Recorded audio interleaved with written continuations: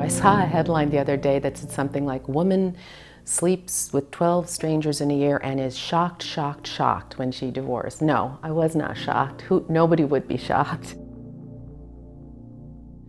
Good girl seeks experience. I'm a 44-year-old professional, educated, attractive woman in an open marriage seeking single men aged 35 to 50 to help me explore my sexuality. You must be trustworthy, smart, and skilled at conversation as well as in bed. We will first meet in public for coffee or a drink. If that goes well, we'll have dinner, possibly followed by sex. Our time together will be limited to 3 dates, as I cannot become seriously involved. When you think about it, a lot of people do this. They don't move out and set up rules and have an open marriage and a part-time separation. They just have affairs. I was living in San Francisco. I was in my early 40s.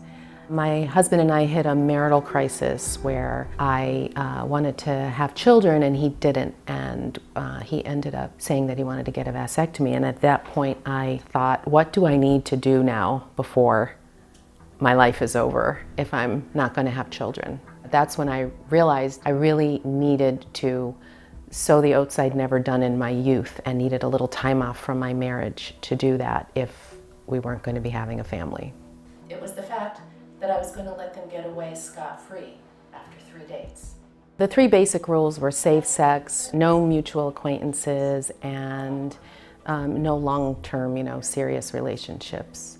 We both ended up breaking 2 of those rules over the course of the year. I wanted their smells, their stomachs, their grasping hands and hungry mouths.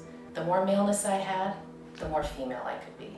I sought it out despite the warnings of concerned friends, the obvious pain I was causing my husband, the moral code and defining boundaries of the self I'd known for 44 years.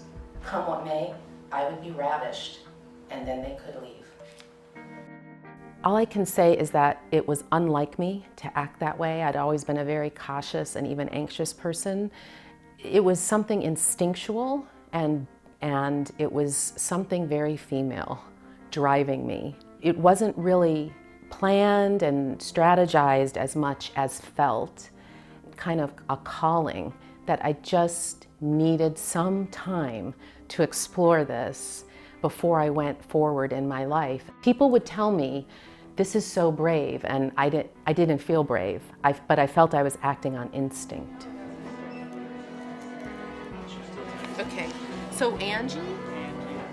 In that time, I met several people, had experiences with several people, learned not just about other people, but about myself via these sexual experiences. And I also learned more about my marriage. Expecting your spouse to provide passion and security and purpose, it's a lot.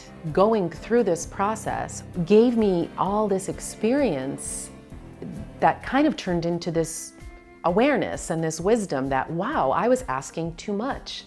And so now, as a result, I don't look to someone else to, kind of unfairly provide all of those things. And I couldn't have learned it, I don't think, unless I actually went through it.